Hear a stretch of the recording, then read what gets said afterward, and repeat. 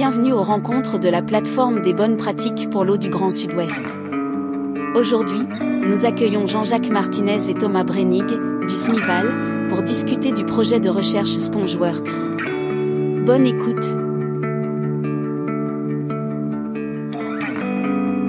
Bonjour à tous, il est 13h31, c'est l'heure de commencer notre rencontre de la plateforme qui a lieu en général tous les deuxièmes mardis du mois.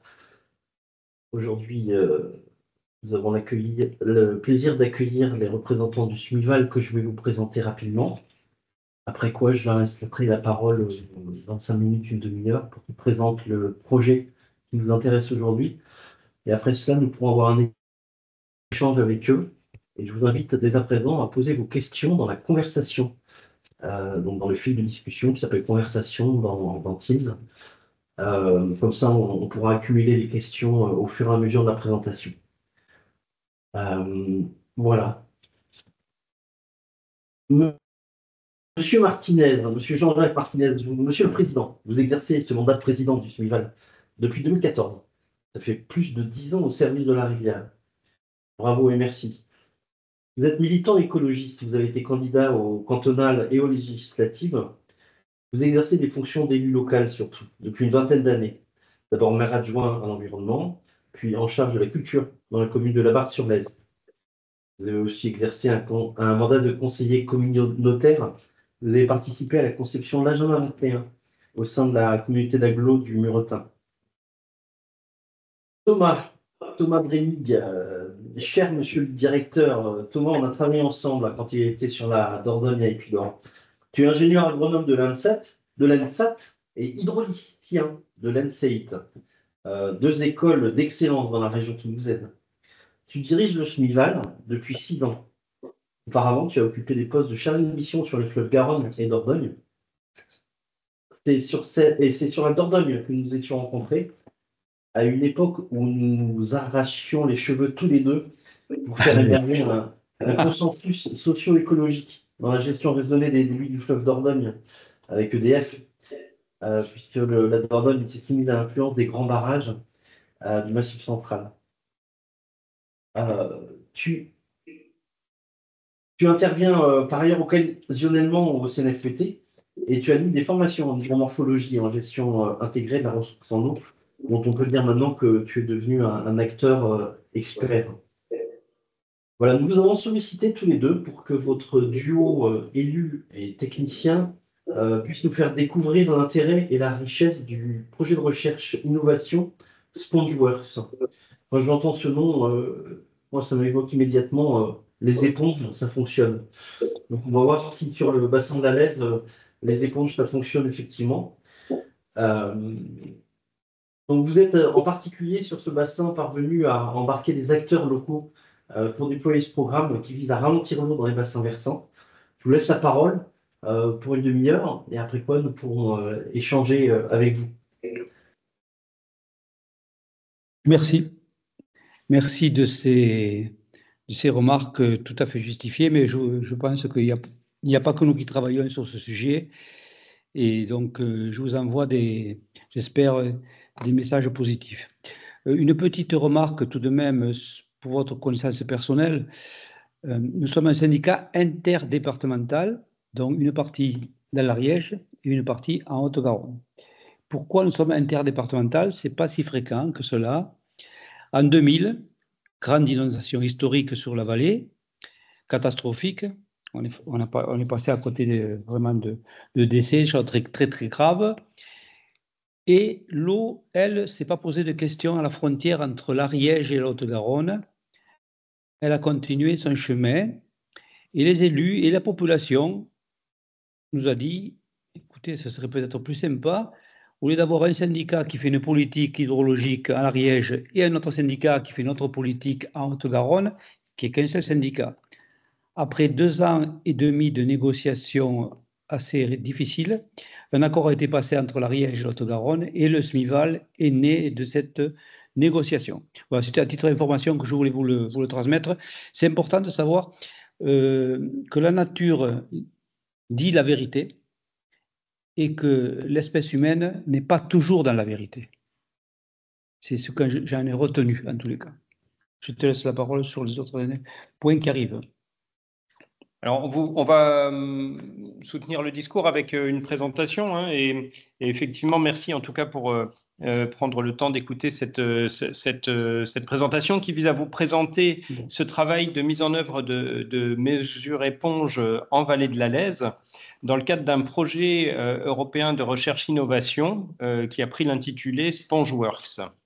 Donc, c'est un projet partenarial et on va essayer de vous expliquer à la fois la situation effectivement particulière de cette vallée de la Lèze et puis comment on a monté ce programme et l'ambition qu'il porte et finalement comment on compte le dérouler dans la vallée de la Lèze.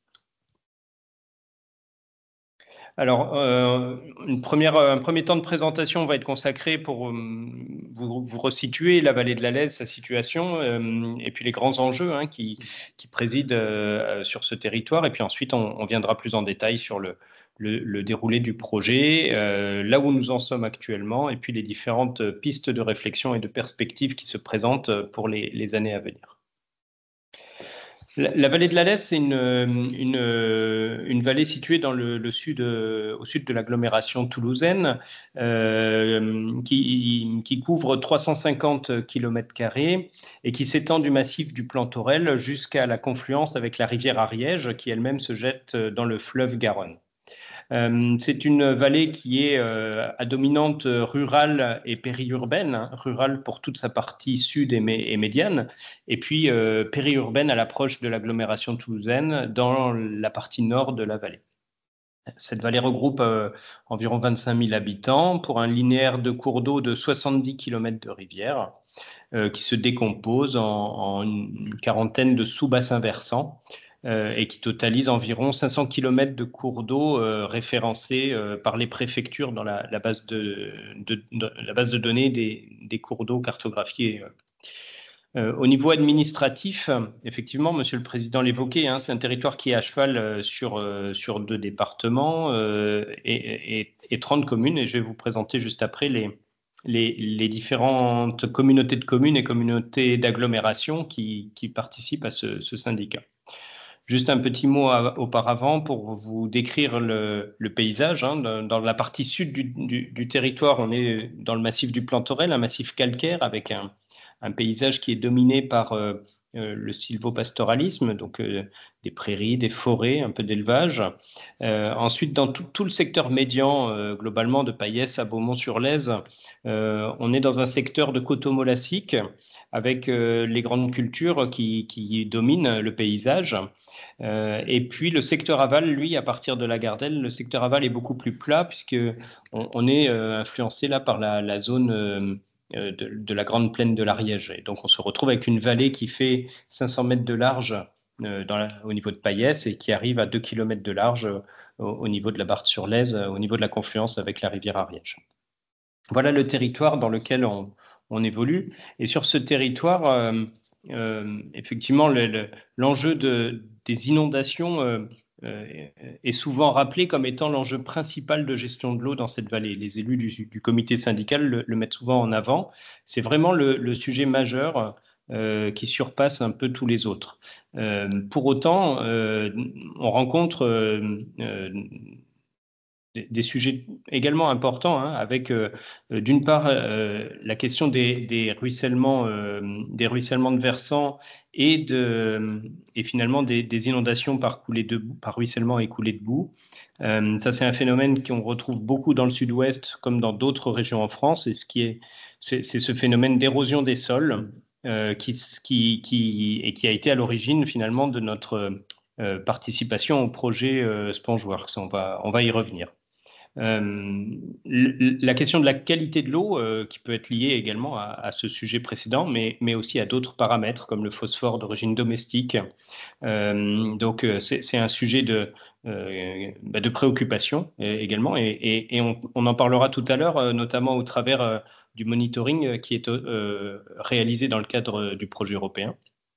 La question des étiages est un sujet récurrent, pour ne pas dire annuel, sur la vallée, puisque c'est une vallée qui est marquée par une forte utilisation de l'eau à des fins d'irrigation agricole notamment, et à ce titre-là, donc la nécessité d'une gestion très fine et très délicate pour opérer un équilibre entre la ressource en eau et l'usage qui en est fait, notamment pour l'irrigation en fond de vallée. Donc il y a un enjeu de partage de l'eau, et puis on retrouve aussi des enjeux de macro-déchets sur la vallée. Donc vous voyez qu'entre inondation, sécheresse, partage de l'eau, dégradation de la qualité des milieux, parce que cette vallée, c'est comme dans beaucoup de vallées du sud-ouest, on est sur une vallée avec des petits cours d'eau fortement impactés par les pratiques historiques de curage, de ressainement de méandres, donc de la gestion de cours d'eau qui s'est faite au cours des siècles et qui a fortement modifié les cours d'eau qui aujourd'hui ne sont plus des cours d'eau naturels, évidemment. Et donc, voilà, on essaye d'appréhender l'ensemble de ces sujets avec une attention toute particulière sur la sensibilisation, la participation des citoyens aux différentes actions qui sont menées, et donc un enjeu aussi de communication et de mise en œuvre, d'élaboration des politiques publiques et de mise en œuvre qui se fait en essayant d'associer au maximum les parties prenantes. Je vous disais que 30 communes sont réunies au sein du SMIVAL au travers des 5 EPCI à fiscalité propre, que sont le Muretin-Aglo, le Volvestre, le bassin Haute-Rivin, la communauté de communes Aris-Lez et puis la communauté d'agglomération Foivary. Donc ces 5 membres nous confient la mission d'exercer la compétence GEMAPI à l'échelle de la vallée de la Lèze. Et pour cela, ils désignent donc 30 délégués qui prennent les décisions pour le compte du syndicat, et ensuite une équipe de 7 agents qui est en charge de la mise en œuvre. Oui, un mot d'un élu local politique. Le fait que les élus locaux dans cette vallée vivent depuis très très longtemps, certains, est un atout. C'est-à-dire que lorsqu'on discute lorsque Thomas discute avec les maires du secteur ou les élus concernés, ils connaissent bien les problématiques, ce qui nous permet, en comité syndical et en bureau, d'avancer au niveau des choix politiques. Les choix budgétaires, c'est autre chose, puisque ça ne dépend pas que du SMIVAL. Mais je voulais vous dire que le fait d'avoir des relais locaux comme nous avons nous aide beaucoup, n'est-ce pas, Thomas ? C'est vrai qu'on assoit finalement l'action du syndicat, surtout grâce à cet ancrage dans la réalité du territoire, cet ancrage des élus locaux.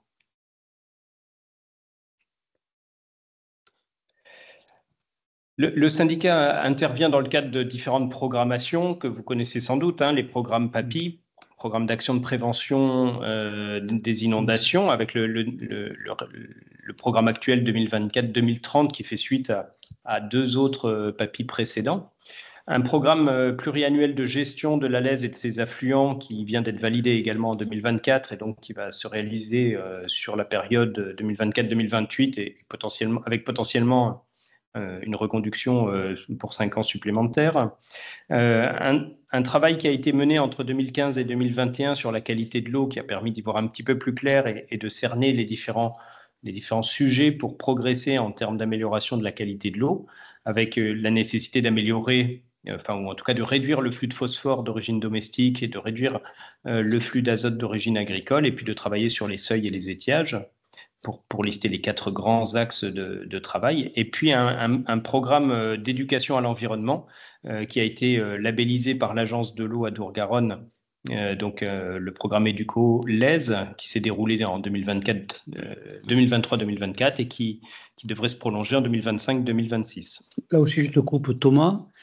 Pour revenir au rôle des élus, cette opération, j'y tenais absolument. Parce qu'aujourd'hui, je ne vais pas vous faire un cours d'écologie, mais si rien ne change, on sait très bien que nous allons contre le mur. Et le mur, il ne sera pas qu'humide, n'est-ce pas?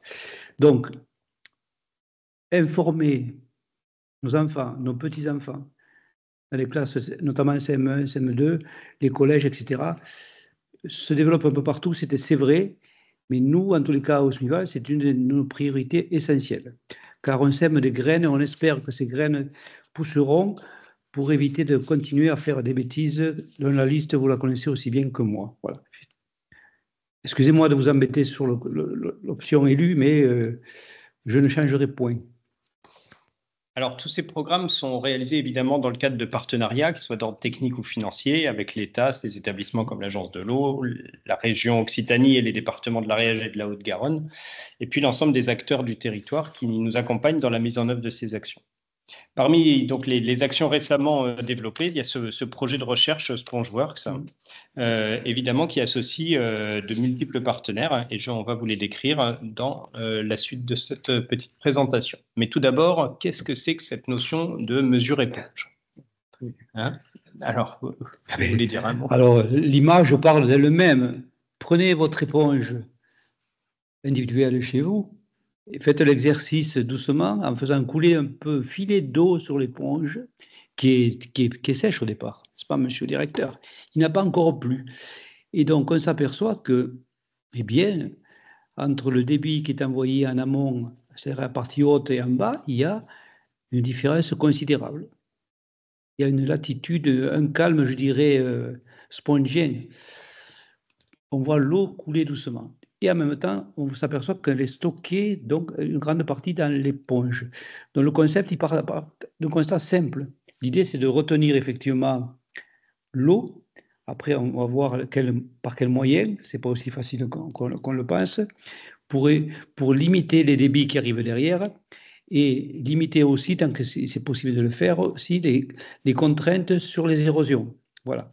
Très rapidement, mais ça, je pense que vous le savez tous, le concept de l'éponge qui a été repris quand même au niveau européen, c'est une éponge européenne que vous voyez en ce moment devant vous.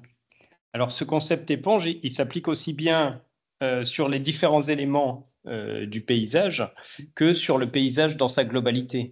Et l'enjeu, c'est effectivement de faire en sorte de renforcer le rôle éponge à la fois des différents éléments, que ce soit les différentes parcelles agricoles, que ce soit les parcelles forestières, que ce soit les parcelles urbaines, faire en sorte que les haies, les cours d'eau, l'ensemble des éléments du paysage eh bien, puissent voir leur caractère éponge renforcé et que finalement, à l'échelle de tout un paysage, on puisse augmenter cette capacité de rétention d'eau de l'éponge.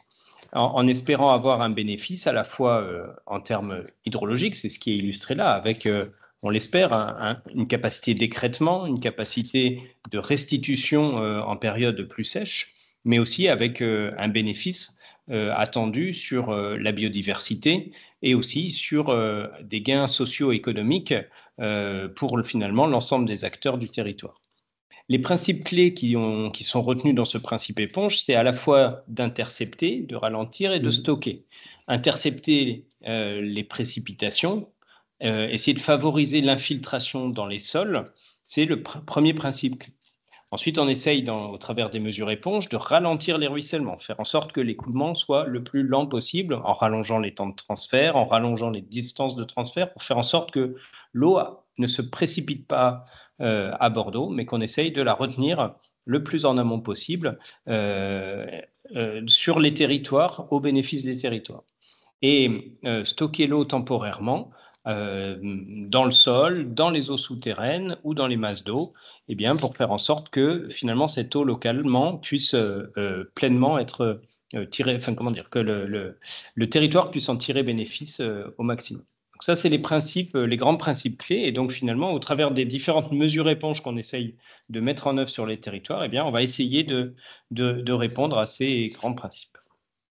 Donc, je l'ai un petit peu évoqué, hein, les mesures éponges, elles peuvent être sur différents compartiments du territoire. Ça peut être en agriculture, dans les parcelles agricoles, ça peut être dans le secteur urbain, ça peut être dans les zones forestières ou ça peut être sur les différents cours d'eau, donc sur des mesures éponges plutôt d'ordre hydraulique ou hydrologique, avec des stockages dans des mares, avec du reméandrement de cours d'eau. Ça, ce sont les grandes typologies qui sont définies. Et quand on rentre un peu plus dans le détail, évidemment, les choses se complexifient peut-être un peu avec certaines mesures éponges qu'on peut retrouver dans dans différentes typologies, mais finalement, l'essentiel, c'est quoi? C'est essayer de reconstituer à l'échelle des paysages, de reconstituer, de favoriser la mise en place de différentes infrastructures agroécologiques qui vont participer à la rétention d'eau et donc à la rétention d'eau dans le paysage. Donc, différents exemples peuvent être pris en zone agricole, on va l'évoquer, hein, les chambres d'agriculture travaillent dans ce projet pour essayer de favoriser l'implantation de couverts végétaux, que ce soit des couverts estivaux ou des couverts hivernaux, pour faire en sorte de diversifier les cultures ou de réduire le travail des sols. On a un certain nombre d'aménagements en bord de cours d'eau qui relèvent peut-être plutôt des mesures éponges hydrauliques qui visent à restaurer la végétation en bord de cours d'eau, ou alors la mise en place de haies, soit en bas de parcelles agricoles, soit en limite de propriété ou en amont, en tout cas, de certains enjeux urbains. Tout ça, ce sont des mesures qui participent à renforcer le rôle éponge du territoire. Et donc, dans le cadre de ce projet, on va essayer de réaliser ce type de mesures éponge sur le territoire de la vallée de la Lèze. Alors, le petit slogan qui résume en quelque sorte ce concept de mesure éponge, c'est, vous le voyez en bas de la diapositive, hein, de faire du vert quand on peut et de faire du gris vraiment uniquement quand on n'a pas d'autre alternative. Donc, c'est un petit peu ce slogan-là qu'on essaye de mettre en œuvre dans le cadre de ce projet SpongeWorks. Alors, c'est un projet, pour ce qui est de son intitulé détaillé, hein, c'est un projet qui consiste à mettre en œuvre des solutions fondées sur la nature pour la rétention d'eau et la résilience climatique en Europe. C'est un projet qui va se dérouler entre septembre 2024 et août 2028. Il est coordonné par l'Université de Hanovre et le professeur Christian Albert, qui est le coordonnateur du projet, en association avec le centre de recherche Deltares aux Pays-Bas. C'est un projet qui regroupe 28 partenaires au sein du consortium et qui mobilise 15 millions d'euros du fonds Horizon Europe de l'Union européenne. Et ce fonds vise à soutenir des projets de recherche-innovation. Et donc, c'est à ce titre-là que le projet présenté a été retenu. En effet, le projet qui a été présenté répond à 3 grandes missions de l'Union européenne, qui sont les missions sol, climat et océan. Hein, donc des missions qui visent à la fois à s'adapter à l'évolution climatique, à essayer d'atténuer évidemment nos impacts sur le climat, essayer d'améliorer la préservation des sols à l'échelle de l'Europe, et puis la mission océan, eh bien, c'est bien évidemment le volet lié à l'eau, hein, qui consiste à essayer d'améliorer la qualité des eaux sur les territoires. Et donc, au sein de ce consortium de 28 partenaires, eh bien, 6 partenaires français sont mobilisés. Le SMIVAL qu'on vient de vous présenter, mais également les chambres d'agriculture d'Ariège et de Haute-Garonne qui ont la charge de favoriser la réalisation des mesures en secteur agricole et donc auprès des professionnels agricoles. Le CNRS est chargé de nous accompagner sur le monitoring, donc l'équipement en sonde de mesure et la réalisation de protocoles de collecte de données et d'interprétation de ces données pour essayer d'évaluer l'impact des mesures éponges à l'échelle du territoire. Ce travail du CNRS s'appuiera sur une modélisation réalisée par le bureau d'études Addict Solutions, qui va nous aider à évaluer l'impact de nos actions. Et puis, l'Office international de l'eau, qui co-anime avec nous le site démonstrateur de la Lèze. Je vais vous montrer dans la suite du diaporama les différents sites démonstrateurs qui ont été retenus, hein, puisque 3 sites démonstrateurs ont été retenus dans ce projet. Mais je voulais vous préciser auparavant que ce projet européen mobilise des équipes sur 5 pays de l'Union européenne ainsi que sur le Royaume-Uni, et 8 régions associées vont intégrer ce programme à partir du mois prochain. Et donc, finalement, c'est finalement déjà une quinzaine de pays qui sont mobilisés sur ce projet. Alors, le projet est découpé en différents groupes de travail, les Work Packages, WP, donc, qui se succèdent de la manière suivante. Un premier groupe de travail consiste à mettre en place la base de connaissances qui permet de travailler sur cette notion de mesure-éponge. Donc, c'est à la fois de la bibliographie, c'est à la fois du recueil d'informations. Donc, c'est tout le cadre méthodologique et de connaissances qui consiste à poser les bases de ce que sont les mesures-éponges, de comment on peut quantifier leur impact, de comment on peut réussir à les mettre en œuvre sur le territoire. Tout ça, ensuite, pour réussir à démontrer la réussite. Et on va essayer de mobiliser des actions qui sont déjà réalisées sur les différents sites démonstrateurs et de les mettre en évidence au travers notamment des lighthouses, c'est-à-dire les phares, les actions exemplaires qui sont d'ores et déjà mises en œuvre sur les différents territoires. Parce que finalement, des mesures éponges, on en fait au quotidien, et finalement, il y a des tas d'actions positives qui peuvent être valorisées dès aujourd'hui. Donc ça va faire partie de ce deuxième paquet de travail. Ensuite, le gros du travail sur lequel le SMIVAL est impliqué, c'est le Work Package 3 qui consiste à concrètement mettre en œuvre des mesures éponges sur le territoire.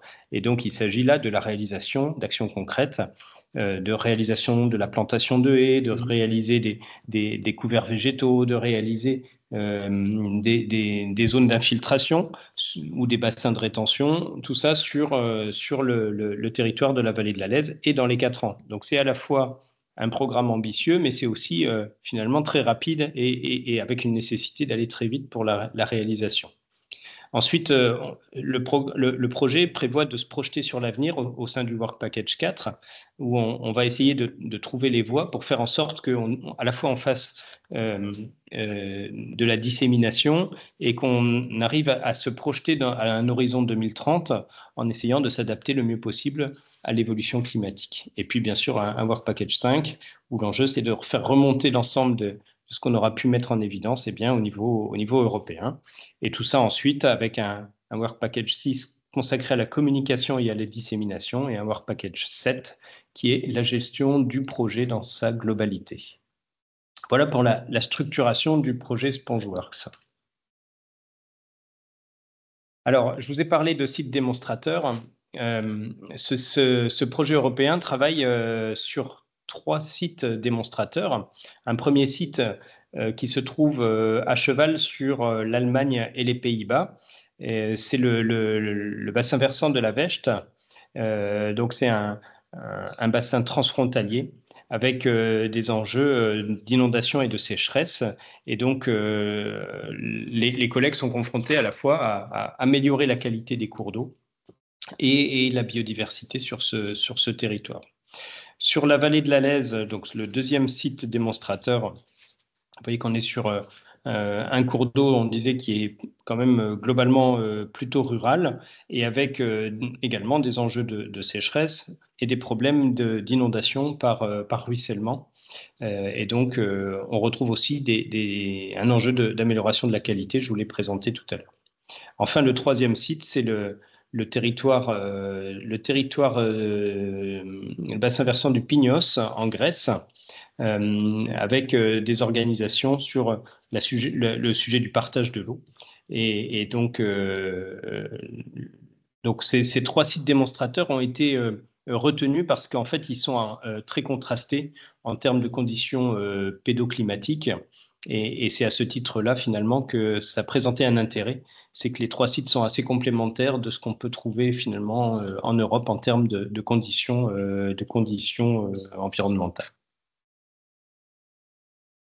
Pour faire un zoom sur la vallée de la Lèze, Je vous disais, hein, le sujet qui nous préoccupe dans Spongeworks en Vallée de la Lèze, c'est d'abord le sujet des ruissellements sur des coteaux argilo-calcaires qui sont très sensibles à la battance, qui réagissent très fortement. Ici, dans la vallée, dès 20 cm de pluie, on commence à avoir des phénomènes de coulées de boue qui commencent à apparaître.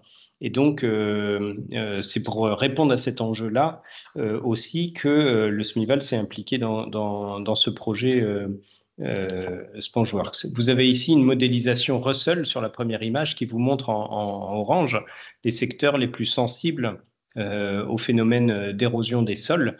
Et vous voyez que finalement, c'est tout le secteur médian de la vallée qui est concerné. Et pour pouvoir trier parmi l'ensemble de ces secteurs-là, eh bien, on a croisé cet enjeu de ruissellement avec la question des secteurs urbanisés impactés par les inondations. Et donc, c'est ce qui a amené à mettre en évidence 12 sous-bassins versants que vous voyez sur la troisième carte.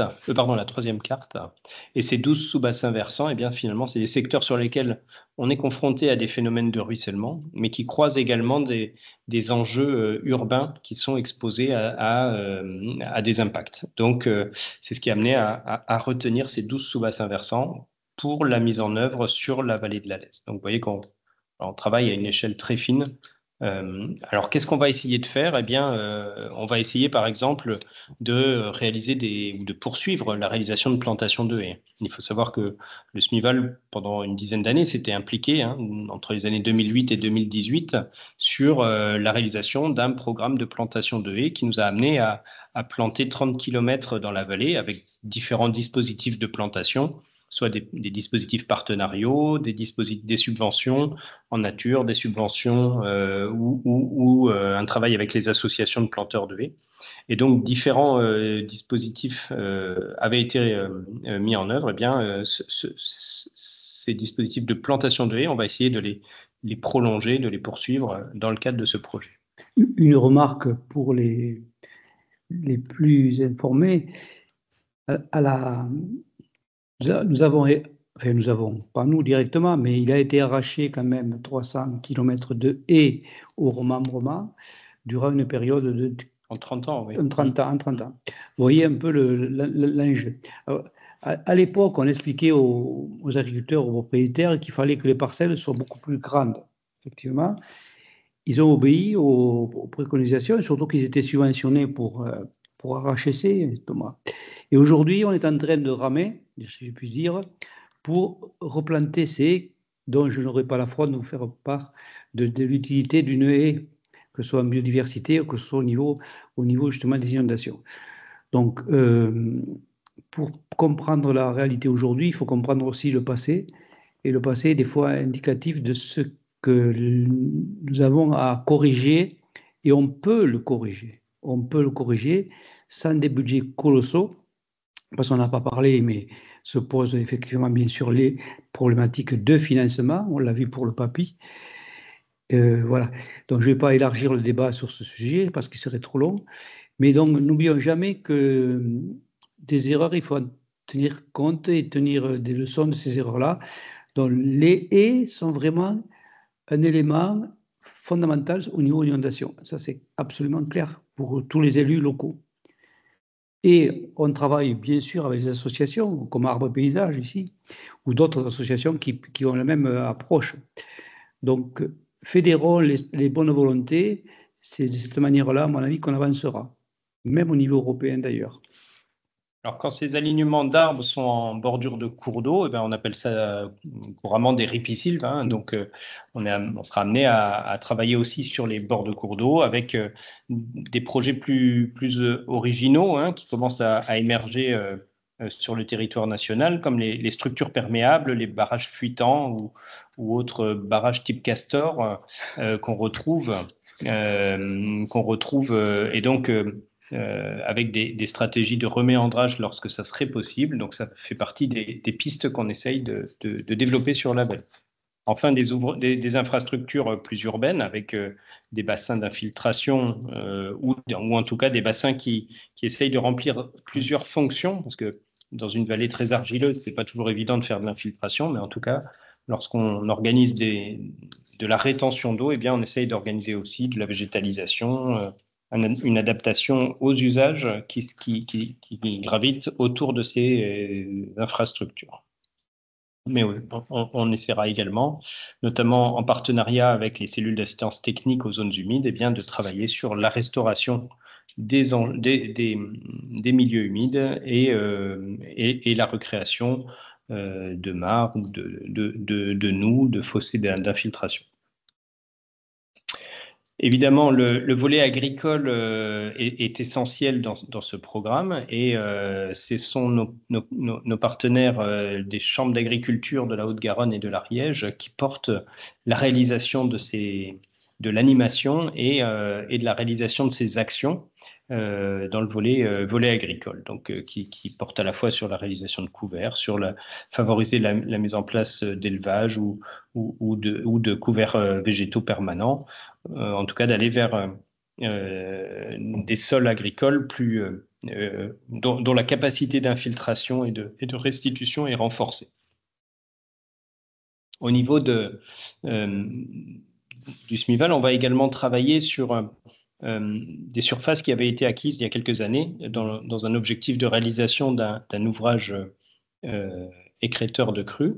Cet ouvrage ne pouvant pas se réaliser pour des questions d'analyse coût-bénéfice, eh bien, on recherche dans le cadre du projet un aménagement de ces terrains qui puisse permettre de retenir un maximum d'eau en aménageant finalement ces parcelles pour essayer de renforcer le caractère éponge. Et vous avez là quelques illustrations de pratiques de keyline, de réalisation de mares, de pâturage, ou pourquoi pas aussi une valorisation agricole qui pourrait se faire pour aussi combiner finalement la rétention d'eau et la valorisation des terres.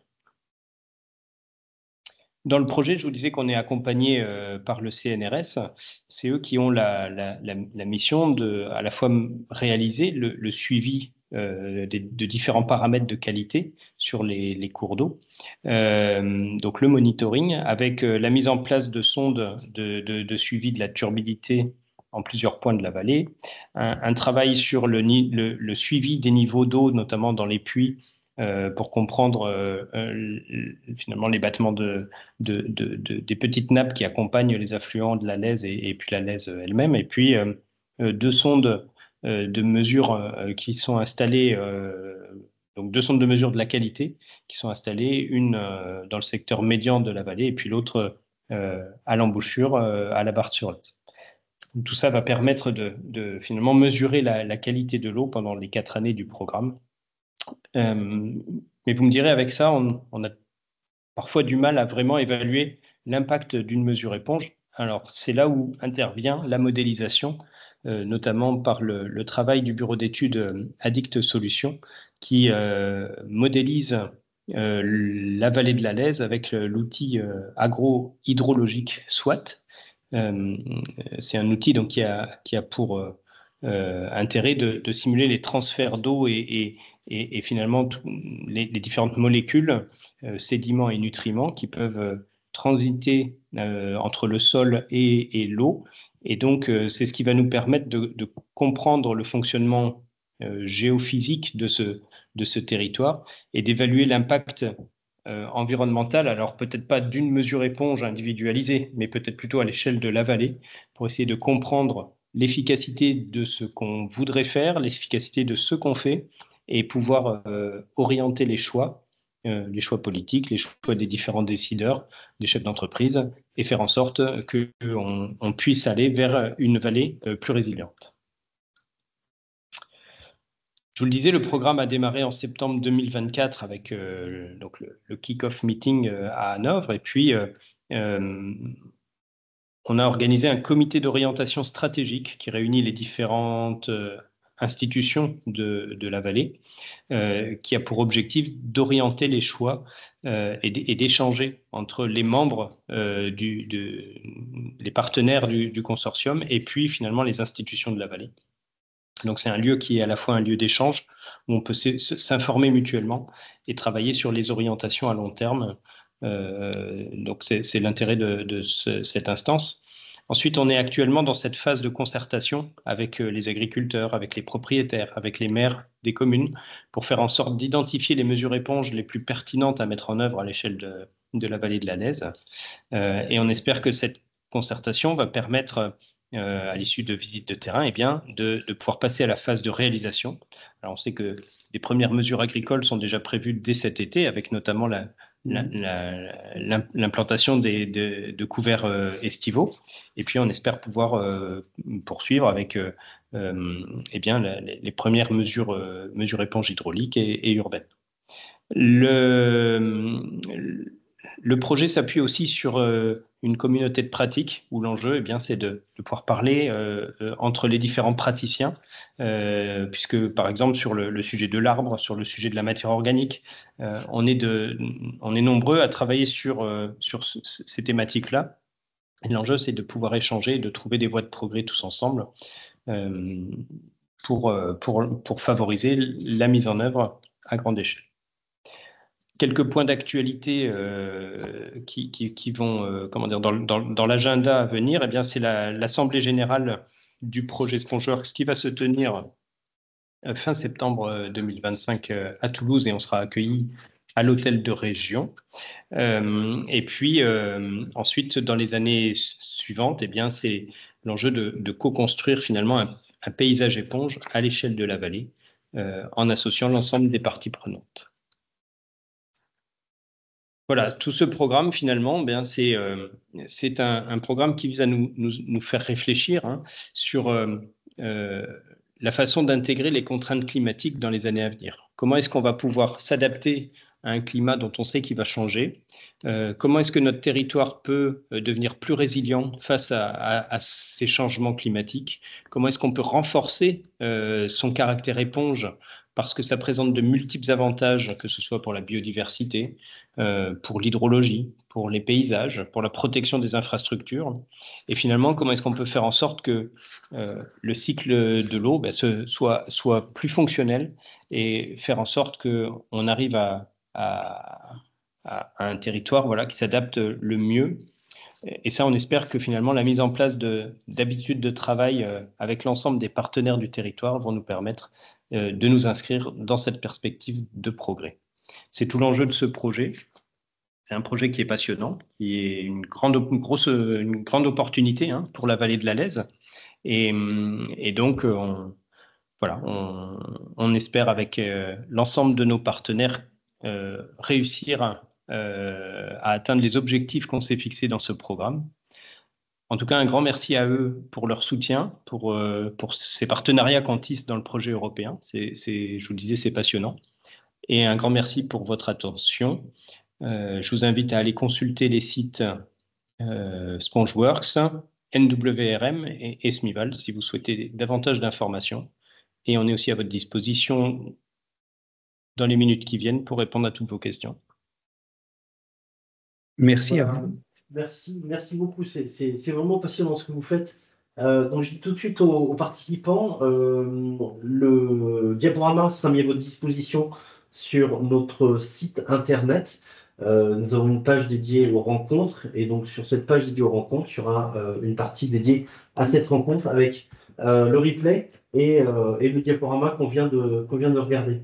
Alors, il y a plein de questions qui ont été posées. Merci beaucoup à tous parce que ça montre votre intérêt.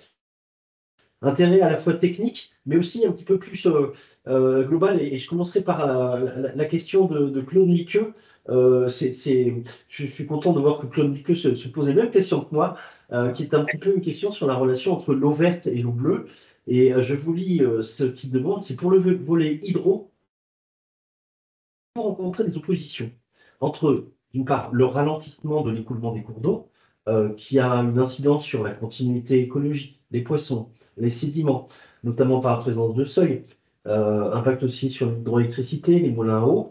Donc ça, c'est pour l'eau bleue et le ralentissement de l'eau bleue. Et puis cette démarche éponge, qui met plutôt l'accent sur l'eau verte, puisqu'elle vise à intercepter, à ralentir, stocker l'eau dans le sol. Donc bravo pour ce témoignage, vous dit Claude Miqueux, mais est-ce que vous rencontrez des oppositions, des craintes d'un nouvel équilibre, et en particulier peut-être au détriment de l'eau bleue? de l'eau des rivières, donc. Vas-y, si vous voulez. Vas-y. Alors oui. On salue d'abord. On salue. Oui, mais bonjour Claude Miqueux, avec qui on avait travaillé sur les questions de la GEMAPI il y a quelques années.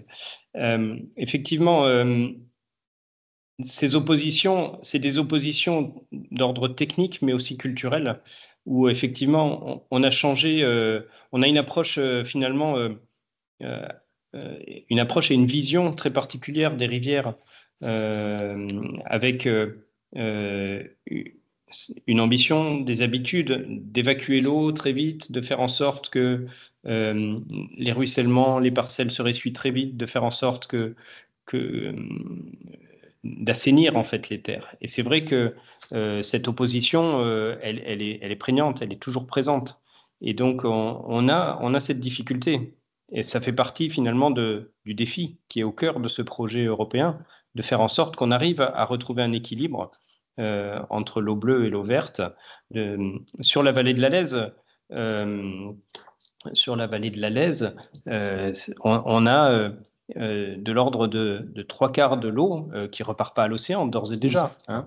Quand on fait les bilans hydriques, et donc cette capacité de l'eau à tourner à l'échelle d'un tout petit cycle, ça c'est quelque chose qu'on essaye de renforcer finalement au travers de ces mesures éponges, de faire en sorte de rentabiliser au maximum l'eau sur le territoire au travers de ces solutions fondées sur la nature. Donc oui, ça fait partie effectivement des sujets. Sur la question de la continuité écologique, eh bien, le syndicat porte une politique pour essayer d'améliorer la continuité écologique à l'échelle de l'ensemble de l'axe, parce que la Lèze, finalement, c'est un escalier. En fait, il y a 12 seuils qui fractionnent la rivière. Alors, on a réussi à effacer un petit seuil sans usage, un seuil d'1,50 m, avec une opération en partenariat avec la mairie de Payès, le CNRS, la Fédération de pêche. En mobilisant finalement énormément de bonne volonté, on a réussi à progresser en matière de continuité écologique. Et on sait qu'on a d'autres projets en cours pour améliorer la continuité écologique. Et en même temps, on sait qu'on a ce besoin de retenir l'eau le plus en amont possible sur le territoire. Et c'est ce qu'on essaye de faire en travaillant avec le monde agricole, avec les propriétaires, avec les maires, pour réussir à réaliser ces mesures éponges. Alors, je te coupe, il y a un sujet qui est fondamental, on n'en a pas parlé, mais ça c'est quelque chose, j'y tiens beaucoup, c'est comment informer nos concitoyens et comment expliquer ces projets, comment les amener à se poser des questions. La réponse n'est pas simple du tout. Nous organisons régulièrement des réunions publiques et on s'aperçoit que généralement, c'est pas révolutionnaire ce que je vais vous dire, c'est souvent les mêmes personnes, souvent des personnes qui ont un minimum de connaissances. Et malheureusement, je dirais que 80% de la population, pour diverses raisons, culturelles, familiales, sociales, s'intéressent beaucoup moins à la problématique, sauf, bien sûr, sauf s'ils sont touchés par les inondations. Et là, le SMIVAL a mis des propositions en place, des actions en place, notamment aller gratuitement chez les habitants faire un diagnostic au niveau de leur maison individuelle, par exemple. Voilà. Donc moi, ce qui me chagrine pour l'avenir, c'est la transmission de l'information et de l'information objective, et ensuite qu'on puisse mettre en place des structures de débat ou de comités, non pas le comité environnement que le président avait monté, bien sûr, où une a été retenue sur 99 auprès de nos concitoyens, qui avait été tirée au sort. Excusez-moi, mais je suis comme ça, je ne vais pas me refaire. Hein. Il le mérite bien d'ailleurs, entre nous. Voilà, donc le problème, il y a vraiment la grande question, Thomas, c'est aussi pouvoir agir et informer. Et là-dessus, on a développé un certain nombre d'actions spécifiques d'information des citoyens avec, par exemple, le développement de la fresque locale de la Lèze. Hein, c'est la première fresque locale de l'eau qui a été élaborée sur la vallée et qui a vocation à être...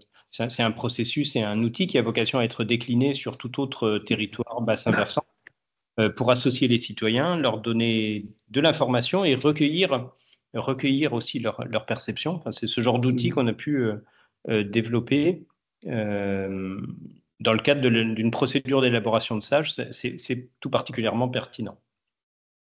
Alors, on va accélérer. Je vais vous faire l'inventaire des questions parce qu'il y en a beaucoup. Donc, comme je disais, des questions un peu techniques. Euh, quelles sont les structures perméables que vous avez mises en place? Je cite toutes les questions et Thomas, tu les regrouperas dans l'ordre adéquat. Alors, pour les castors, deux personnes vous posent la question des castors. Est-ce que vous êtes en lien avec l'association Mouvement d'Alliance avec le peuple castor, le MAPCA? Est-ce que vous travaillez avec eux? Est-ce que vous allez travailler avec eux? Ça semble assez intéressant.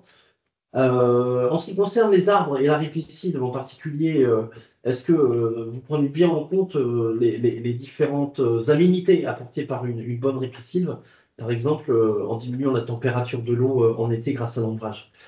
Quelles essences adaptées à un climat réchauffé privilégiez-vous dans vos propositions de plantation de haies? Euh, Alors, quelqu'un qui dit ouais, super, hein, les mesures éponges, c'est plein de bon sens, c'est sans engrais, mais comment est-ce que, objectivement, vous allez quantifier les effets réels sur le terrain? Donc, quelles sont les mesures concrètes, très opérationnelles qu'on va voir? Est-ce que c'est. Alors, Thomas, tu as cité quelques dispositifs de mesure, mais est-ce qu'on va avoir du piézomètre? Est-ce qu'on va avoir de la mesure de débit à un pas de temps horaire, à un pas de temps de la minute en cas d'inondation? Enfin voilà, quelles sont les mesures euh, permettant d'évaluer le stockage, restitution?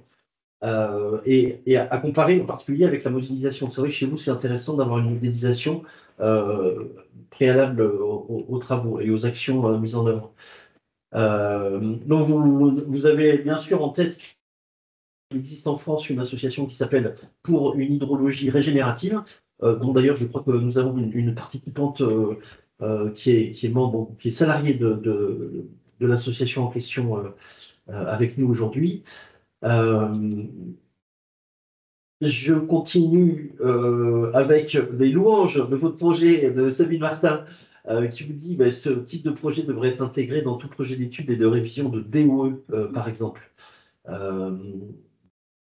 Euh, Erwan Allard est très intéressé par votre étude. Il aimerait savoir comment suivre son évolution et connaître ses résultats. Alors déjà, on peut vous annoncer que on publiera les résultats quand ils seront publiables, mais effectivement, peut-être qu'un suivi plus fin sur le site du SMIVAL est tout à fait possible. Thomas, tu nous diras. On a donc mis le lien hein, vers la page des rencontres. La question foncière, on sait bien que les questions de fonctionnement hydraulique, hydrologique, hydromorphologique des cours d'eau toujours en but aux problématiques foncières. C'est pas forcément des problèmes, mais en tout cas, c'est des problématiques. Est-ce que vous envisagez par ailleurs de recourir à un système de type paiement pour services environnementaux pour déployer votre projet SpongeWalk? Euh, Sur vos zones pilotes, avec vos objectifs de ratissement, infiltration, stockage et évapotranspiration, vous avez mentionné des connaissances sur la topographie. Mais est-ce que vous tenez compte également des facteurs géologiques et climatiques, en particulier quand vous avez des problèmes d'érosion et de coulée de boue, ce qui est le cas chez vous? Donc, deuxième question, est-ce que vous avez des castors? On a vu. Parce que les castors sont déjà là. Et puis, la fresque locale, c'est de la Lèze. C'est effectivement une opération hyper intéressante hein, dans le cadre de EDUCO, l'appel à projet de l'Agence de l'eau. Sur la question de la dissémination de la communication, Henri de Richcourt, donc de NEAI, Triple Performance, hein, le site internet sur les bonnes pratiques agricoles, euh, propose sa plateforme parce qu'ils y traitent de nombreux sujets à destination des agriculteurs. Donc, si vous avez besoin d'avoir un relais vers le monde agricole, peut-être que vous pouvez voir avec eux comment vous pourriez éventuellement augmenter votre impact en communication. Monsieur Labouze, donc il parlait de la ripicide tout à l'heure, et il rappelle qu'il y a aussi un impact sur l'évapotranspiration, hein, qui est plus importante sur les débits, qui est à prendre en compte quand on a plus de forêts évidemment et plus de ripicides entre autres. Un communiqué nous rappelle que au Comité national de l'eau, Le Comité national de l'eau vient de transformer le groupe de travail restauration de la continuité écologique du cours d'eau vers un groupe de travail qui s'appelle restauration des milieux aquatiques, puisque nous sommes chargés de la déclinaison en France du nouveau règlement européen de restauration de la nature qui a été adopté récemment, le 18 août 2024. Et c'est pas neutre comme évolution, parce qu'effectivement, même s'il n'en parle pas très directement dans le titre, des notions comme l'hydrologie régénérative seront forcément abordées par ce type de travail. Alors, pas forcément l'hydrologie régénérative, on ne sait pas trop ce que c'est, mais en tout cas, toutes les pratiques qu'on regroupe sous ce vocable. Et enfin, Caroline Figueres nous dit « Informer, disséminer, communiquer est important, mais on ne parle qu'au cerveau de l'être humain. Quelle est votre stratégie pour parler aux émotions ?» Donc effectivement, il y a plusieurs langages possibles quand on veut faire connaître des bons projets comme ça. Et quelle est votre stratégie pour parler aux émotions? Car finalement, c'est comme cela que l'être humain prend des décisions. C'est la dernière question. Voilà, Thomas, est-ce que tu as le temps de répondre à ça en 5 minutes, voire un petit peu plus? Alors, on va commencer par la dernière. Moi, j'adore la dernière. Franchement, on pourrait faire un cours de philo. Aujourd'hui, où finalement, on est le 10 juin, donc c'est-à-dire 25 ans après la crue de juin 2000. Tout à fait, tout à fait. Et on a été, je crois, les premiers à évoquer, après la crue de 2000, l'impact psychologique des crues. Je crois qu'on ne l'avait jamais fait dans la vallée, et on a demandé donc à un intervenant national de descendre de notre capitale, parce que moi, j'étais en 2000 sur le terrain, enfin dans l'eau surtout dans l'eau, et on s'aperçoit que l'émotion, la sensibilité des uns et des autres étant différents, les comportements sont différents. On a eu, nous, des situations, par exemple, où des personnes ont carrément déménagé de la commune, sont partis. D'autres sont tombés en dépression, en véritable dépression, mais avec des médicaments soignés et reconnus. Donc, c'est un vrai sujet. Comment avoir une résilience par rapport au danger. C'est pour cela que nous, on met en place, dans l'après-midi, on va démarrer avec des élèves qui vont peindre en bleu, mais une peinture, bien sûr, qui n'attaquera pas l'arbre, qui va simplement signifier les hauteurs d'eau qu'on a eues en 2000, parce qu'on oublie beaucoup, mais le facteur émotionnel est fondamental. Et je le relie, moi, à ce choix ou non-choix des collectivités territoriales à aussi vouloir communiquer, car il y a des débats chez nous, chez les élus, qui disent la chose suivante. Essayons de ne pas en parler de ces inondations. On ne veut pas que les habitants stressent.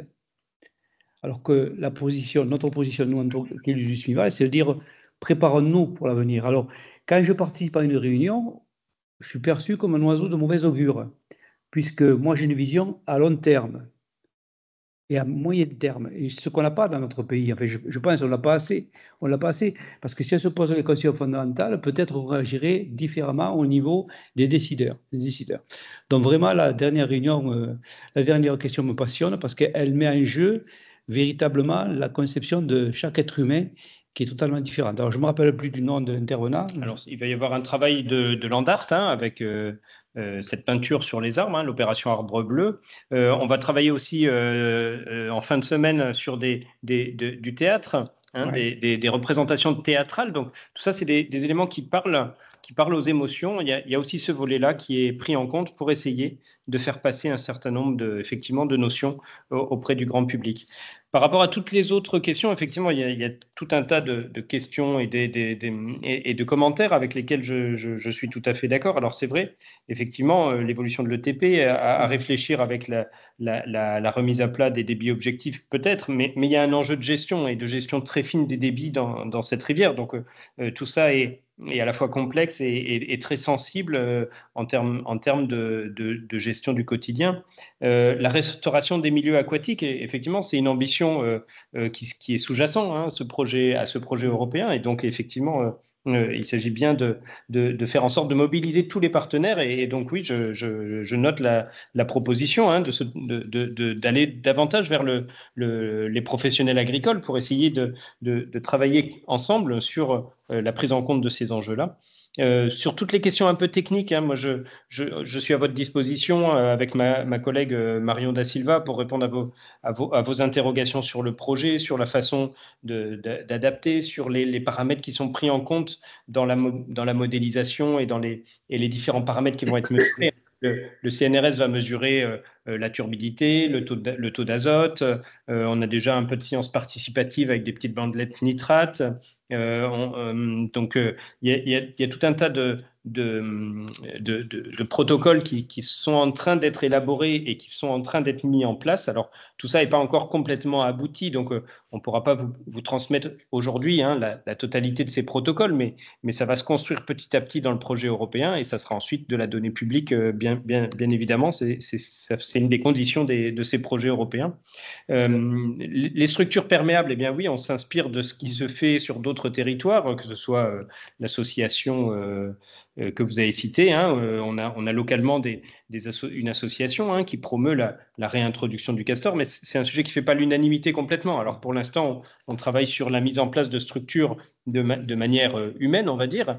Et puis, effectivement, on va essayer de voir comment tout ça va réagir avec les ruisseaux, comment ça va évoluer sur les 4 années du projet et puis sans doute au-delà. Et c'est finalement un apprentissage. Alors, je crois qu'il y a 2 notions qui sont développées par notamment Andreas Panagopoulos, un des coordonnateurs du projet, qui dit qu'il faut apprendre en marchant et qui dit qu'il faut finalement jouer sur l'effet boule de neige. Il faut réaliser des petites structures. Et on a nos collègues du CIMAR Val d'Ariège juste à côté qui ont commencé à réaliser un certain nombre de structures perméables en rivière. Donc, on peut s'inspirer de ce qui se fait à côté. On a vu ce qui s'est fait dans l'Aude récemment encore hein, sur le Ciron, donc en termes de structures perméables.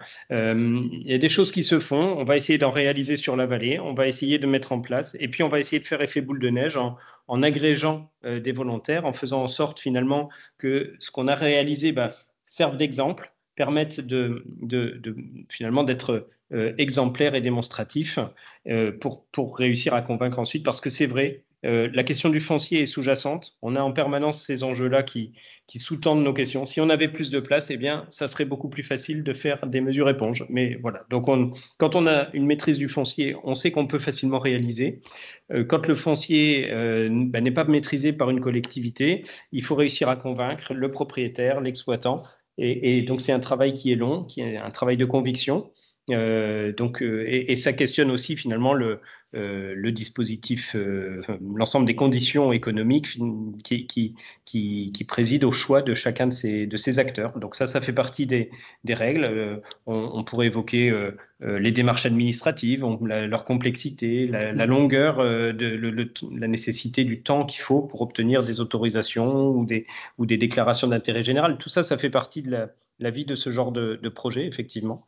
Et finalement, pour essayer de réaliser des projets, des aménagements dont on sait qu'ils sont bénéfiques, qui produisent des aménités, c'est vrai, et il faut réussir à les valoriser. Et c'est un peu un des enjeux de ce projet européen, c'est aussi de donner de la valeur à quelque chose qui n'est pas quantifiable uniquement en termes d'euros. Ce n'est pas uniquement une évaluation financière qui nous permettra d'améliorer finalement le caractère éponge de nos bassins versants, mais c'est bien finalement tout ce que vous avez dit, à la fois de la psychologie, à la fois de l'émotionnel, à la fois du culturel. Tous ces aspects-là vont nous permettre de progresser collectivement. Et profiter du temps préélectoral communal pour poser la question, parce que ça a été évoqué dans vos interventions, poser la question des espèces d'arbres qui sont le plus adaptées au changement de climat. C'est quelque chose qui est relativement facile à faire et ce n'est pas un coût important, mais je crois que n'hésitez pas en tant que citoyen à poser à vos candidats et aux futurs élus ce genre de questions, parce que là, on a des réponses rapides et efficaces. Mais je vous remercie pour l'ensemble de ces questions qui sont toutes passionnantes. Ouais, merci Thomas pour ta réponse très synthétique. Moi, je retiens surtout, je suis assez content parce qu'on a des mises en relation là, intéressantes hein, avec le site Triple Performance. Je crois qu'on avait l'association pour une hydrologie régénérative, effectivement, qui confirme sa présence, qui a trouvé ça très intéressant. Ça rejoint d'ailleurs, je ne sais pas si vous avez remarqué, noter l'Europe. vient de publier sa stratégie pour la résilience de l'eau. Hein, et ce que vous avez présenté aujourd'hui, ça va tout à fait ça s'intègre complètement dans ce cadre. Donc, merci beaucoup de nous avoir fait avancer sur ce projet. Et peut-être que pour conclure, je reprends à nouveau Madame Figueres qui lance un défi au CNRS. Alors, je ne sais pas si Sabine Sauvage est encore là du CNRS, mais elle dit merci de votre réponse sur les mesures liées à l'émotion, sur les actions liées à l'émotion. Vous avez parlé du théâtre et de l'association des jeunes. Est-ce que ces mesures-là peuvent elles aussi faire l'objet d'une mesure ou d'une évaluation? Donc voilà, le défi est lancé, peut-être à voir avec le CNRS. Donc je vous remercie beaucoup. La prochaine rencontre de la plateforme a lieu le 8 et nous rencontrerons Manuel Abrousset de l'Agence de l'eau qui nous parlera de sujets un peu liés à ça, parce que c'est vrai que c'est des sujets sur lesquels toute l'année nous travaillons sur ce ralentissement de l'eau dans les bassins versants. Manuela nous parlera de son expérience de terrain par rapport au remembrement et tous les malheurs qu'on a fait subir aux paysages ruraux et comment maintenant on peut essayer de réparer ces remembrements, ces recalibrages de cours d'eau, etc. Donc le 8 juillet, on vous donne rendez-vous. Nous avons été jusqu'à 66 personnes en simultané à vous écouter. C'est un vrai succès. Hein. C'est vraiment un sujet qui intéresse beaucoup. Donc, Monsieur le Président, Monsieur le Directeur, je vous remercie beaucoup. Merci à vous. Merci à vous. Et je vous souhaite à tous une bonne journée. Merci. Au revoir. Merci à tous.